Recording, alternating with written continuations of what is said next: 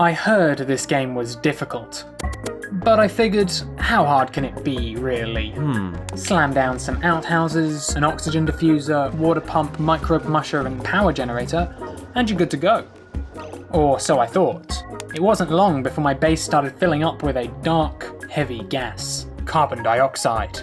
It turns out that my colonists had been breathing it out this whole time. But that's okay, I researched carbon skimming and started sifting the CO2 out of the air. But then I realised my air pressure was dropping and there wasn't enough oxygen to go around. So I slapped down a few more oxygen diffusers to regain pressure. Problem solved. Unfortunately, my clean water was also running out, gradually becoming a toxic yellow sludge. So I unlocked water filtration and began recycling it back into clean, drinkable water. That is, until the power network overloaded. I figured I could beef up the power production by burning some coal, but this made even more CO2 accumulate in my base, and I needed even more oxygen to keep things pressurized. And as it happened, my oxygen diffusers were all out of algae. Fortunately, there was some algae in the next biome over, so I ordered my dudes to go dig it out. And that sealed their fate. That biome was full of slime lung germs, and before long, half of my colonists could barely move.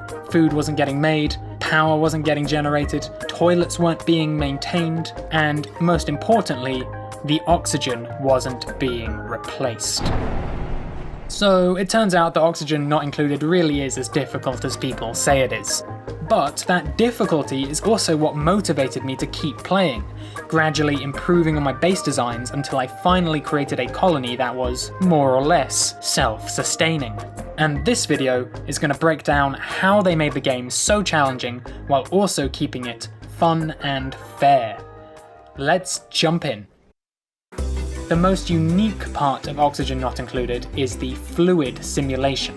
Liquids are strongly affected by gravity. You need to dig holes or wells for them to rest in. Gases will separate into layers, with lighter gases on top and heavier gases below. Keeping all your fluids under control can pose a variety of challenges. Your bathrooms require a supply of fresh water, and the polluted water they create needs to be piped off somewhere else. Your colonists also need a steady supply of oxygen. If you don't clean up your CO2, they could all start to suffocate. The rules of the simulation are simple enough, but the solutions can be very complex. Your components are all small and simple: pumps, pipes, vents, drains, valves, reservoirs, and the like. But this simplicity means that they can be arranged in a wide variety of ways, depending on the situation. Here on screen, I'm showing the bathroom loops for several different bases I've made. The basic plan is the same every time: clean water in and dirty water out. But the details of the piping are different every time, depending on the base's shape and layout. And the fluid simulation really does influence your base's layout. You'll need to consider airflow when setting up your rooms. You'll want to place heavy industry down below where the CO2 accumulates. And you'll need to construct airlocks to keep gases in their correct zones. And in each playthrough, you'll face a slightly different set of these challenges, based on which fluids you have lots of, which ones you're lacking, and where they're located. These are all emergent goals that arise out of the simple rules of the simulation, and the way you solve them will have knock-on effects on your future goals. And so, the fluid simulation is perhaps the #1 way this game makes each playthrough unique.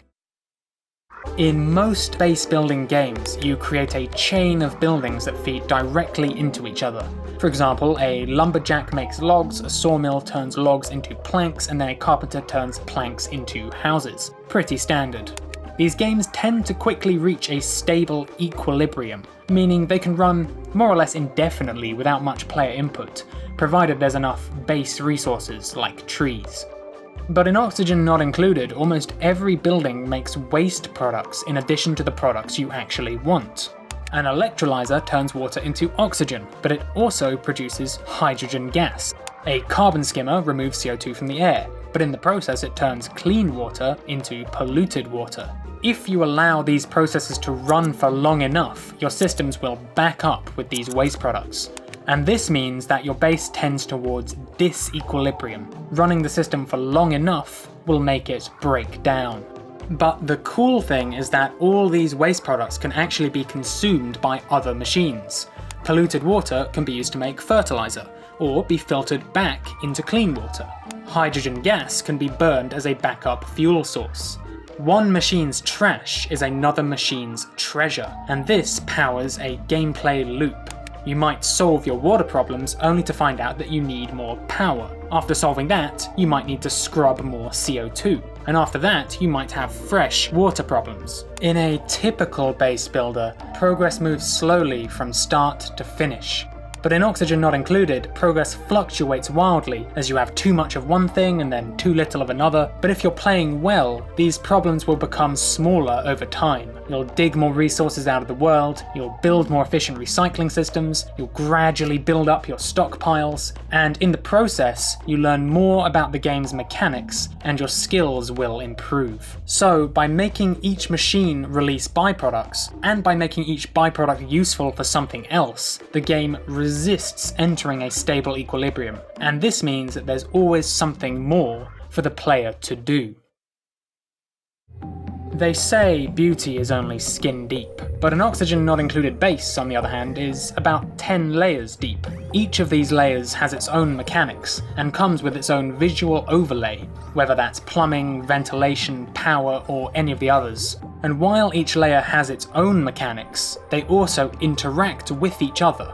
If you want to pump water somewhere, you'll need to supply it with power. If you want to burn fuel for power, you'll need to supply it with gas. And because these mechanics exist on separate layers, you can pack a lot of them into the same small physical space. Let's take a look at the main water tank from one of my bases. As a water tank, its job is to store excess water and pipe it off to wherever it's needed. But there's some complications here. Some of this water comes from the bathrooms. The pollutants are filtered out, thankfully, but it still contains food poisoning germs. To deal with this, I filled the tank with chlorine gas and placed 2 airlocks to keep the gas inside. A pump can then pass the gas around in a loop, filtering out any non-chlorine gas it finds and sending it to the primary air pipes. I've also added an automated liquid shutoff so that the water can only flow from the first reservoir to the second after all of the germs have been cleared. On top of this, I've made thick insulated walls to keep the heat and the ugliness of the machinery away from the residential zone. And finally, all of this needs to be powered.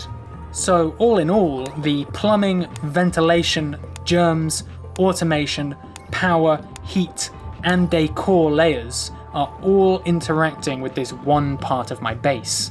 And I think it's pretty impressive just how much you can pack into a small area. And this lets the player get really creative with their solutions.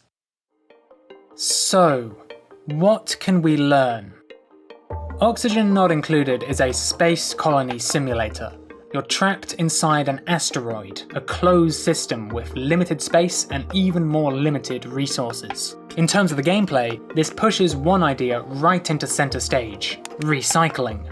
Your water has to come from somewhere. Your power also has to come from somewhere. Even the oxygen your colonists breathe has to come from somewhere. And as you learn the ropes, you're bound to run out of these things on a regular basis. But over time, you'll realize that every resource has a purpose, including the things you normally wouldn't consider, like slime or polluted water. And so, in your next base, you'll tweak your plans to make better use of them, and to be more compact, and to be more power efficient.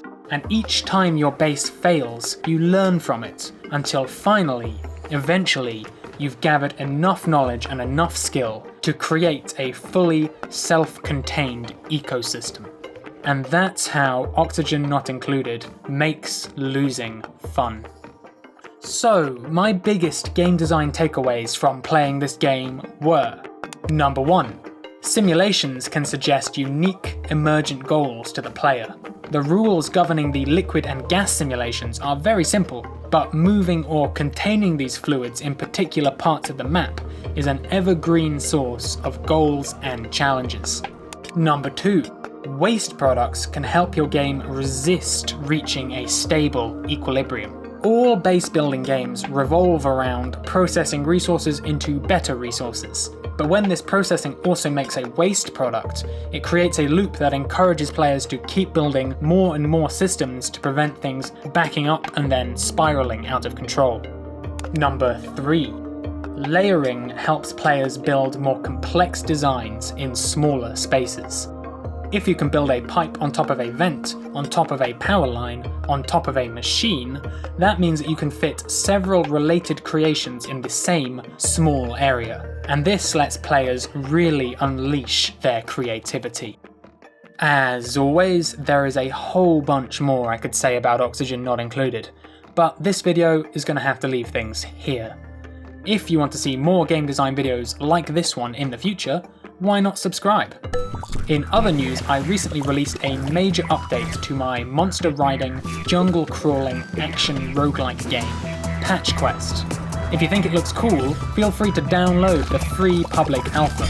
I'll leave a link to the trailer and to the demo in the description. That's all for now, thanks for watching.